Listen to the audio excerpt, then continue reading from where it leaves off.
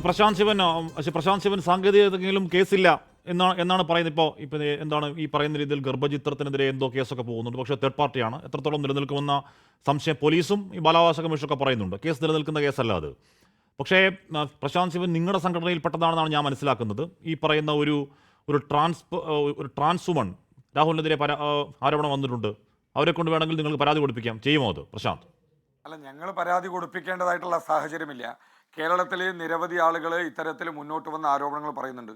പിന്നെ പരാതിയില്ല എന്ന് പറഞ്ഞുകൊണ്ട് ഇത്തരത്തിലുള്ള ഈ കേരളം മുഴുവൻ ഞെട്ടുന്ന തരത്തിൽ കഴിഞ്ഞ കുറച്ച് മണിക്കൂറുകളായിട്ട് തുടർച്ചയായിട്ട് വന്നുകൊണ്ടിട്ടുള്ള ഇത്തരം ആളുകളുടെ ദുരനുഭവങ്ങൾക്കെതിരെ കണ്ണടയ്ക്കുന്ന കാഴ്ച കോൺഗ്രസ് പാർട്ടി സ്വീകരിക്കരുത്. പിന്നെ നേരത്തെ ഈ ചർച്ചയിൽ തന്നെ ഇരുന്നുകൊണ്ട് രാജു പി നായർ പറയുന്നുണ്ട് പരാതിയില്ലല്ലോ എന്നുള്ളത്. അദ്ദേഹത്തിൻ്റെ പേര് രാജു പി നായർ എന്നായതുകൊണ്ടാണ് പറയുന്നത്. അദ്ദേഹത്തിൻ്റെ പേര് രാജി പി നായർ എന്നായിരുന്നുവെങ്കിലേ രാഹുൽ മാങ്കൂട്ടത്തിൻ്റെ എത്രത്തോളം മെസ്സേജ് അദ്ദേഹത്തിൻ്റെ ഫോണിലോട്ട് വന്നിട്ടുണ്ടാവും എന്നുള്ളത് ഈ കഴിഞ്ഞ ദിവസത്തെ ഈ സംഭവങ്ങളെല്ലാം എടുത്ത് നോക്കിക്കഴിഞ്ഞാൽ നമുക്ക് മനസ്സിലാക്കാം. അതോടൊപ്പം തന്നെ ഒരു കാര്യം കൂടെ ചെയ്താൽ മതി.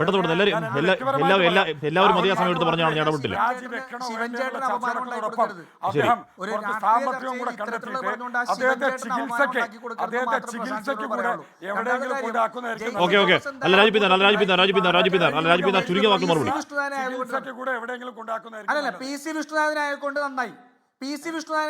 കാരണം അറിയോ, കേരളത്തിന്റെ നിയമസഭയത്ത് ഉമ്മൻചാണ്ടി എന്നുള്ള പേര് നീട്ടി വിളിച്ചുകൊണ്ട് അശ്ലീലം പറഞ്ഞത് ഈ ഇദ്ദേഹത്തിന്റെ നേതാവ് മരണപ്പെട്ടു പോയ ശ്രീ VS അച്യുതാനന്ദനായിരുന്നു.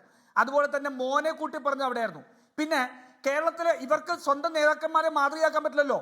പരനാറി എന്നൊരു സ്ഥാനാർത്ഥിയെ വിളിച്ചത് ഇദ്ദേഹമല്ലേ? അപ്പൊ ജെയ്സി തോമസിന് എന്തായാലും ഇത്തരത്തിലുള്ള ന്യായീകരണം നടത്താൻ അല്ലെങ്കിൽ മാതൃകയാക്കാൻ കേരളത്തിലെ കോൺഗ്രസിന്റെ നേതാക്കന്മാരെ കൂട്ടുപിടിക്കേണ്ടി വന്നു എന്നുള്ള സന്തോഷമുണ്ട്. നിങ്ങളുടെ പോലീസ് മുകേഷിനെതിരെയുള്ളത് നിങ്ങളുടെ പോലീസ് കണ്ടെത്തിയ തെളിവല്ലേ? അപ്പൊ അയാൾ രാജിവെക്കേണ്ടത്? ഇവരുടെ പ്രശ്നം അറിയോ? രണ്ടുപേരും അങ്കലാപ്പിലാണ്. കാരണം കോൺഗ്രസിന്റെ പ്രതിനിധി വന്നിട്ട് ഈ പറയുന്ന ആരോപണ വിധേയനായിട്ടുള്ള സംരക്ഷിക്കാൻ നോക്കുന്നില്ല, ന്യായീകരിക്കുന്നില്ല. എന്ത് ചെയ്യും? വലിയ അബദ്ധത്തിലാണ് പോയി ചാടിയത്. കാരണം ഇവർ വന്നപ്പോ ഇവര് വിചാരിച്ചത് ഈ ആരോപണ വിധേയനെ സംരക്ഷിക്കുന്നത് ഇവരൊക്കെ എടുക്കുന്ന പോലെ എടുക്കുന്നതാണ്. ഞങ്ങളത് എടുക്കുന്നില്ല. ഞങ്ങളവരെ പൂർണ്ണമായിട്ട് നിയമത്തിന് വിട്ടുകൊടുക്കുന്നു. ഞങ്ങൾ അദ്ദേഹത്തിന്റെ മുകേഷിനെ സംരക്ഷിച്ച്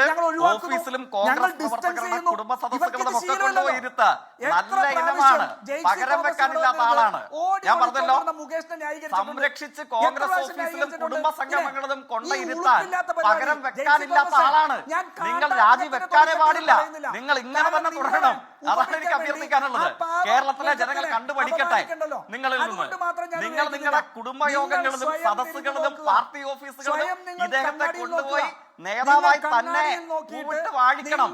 അതാണ് നിങ്ങൾ ചെയ്യേണ്ടത്. നിങ്ങൾ പറയുന്നതിൽ എന്തെങ്കിലും അടിസ്ഥാനമുണ്ടോ? ഒന്ന് ചോദിക്ക്. നിങ്ങൾ പറയുന്നതിൽ എന്തെങ്കിലും അടിസ്ഥാനമുണ്ടോ?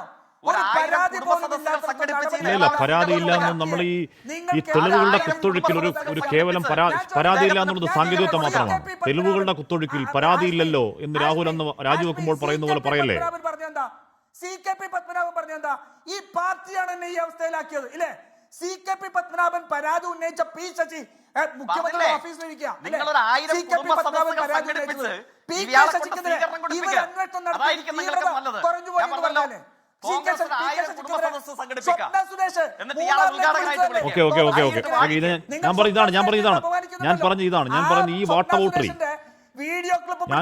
വാട്ടർ ബോട്ടറി കേരളത്തിന്റെ ഗതികെട്ട വാട്ടർ ബോട്ടറിയാണ്. ഞങ്ങളിൽപ്പെട്ടവർ നിങ്ങളിലുണ്ടല്ലോ, നിങ്ങളിൽപ്പെട്ടവർ രാജിവെക്കുമോ എന്ന അങ്ങോട്ടും ഇങ്ങോട്ടുള്ള ചോദ്യം കേരളത്തിന്റെ ഗതികേടാണ്. ലോകത്തെവിടെയായാലും ഏത് സമയത്തും 24 വാർത്തകളും ഓഗ്മെന്റഡ് റിയാലിറ്റി പാക്കേജുകളും എക്സ്പ്ലെയിനറുകളും വിശദമായി കാണാൻ ഞങ്ങളുടെ യൂട്യൂബ് ചാനൽ നിങ്ങൾക്ക് സബ്സ്ക്രൈബ് ചെയ്യാം.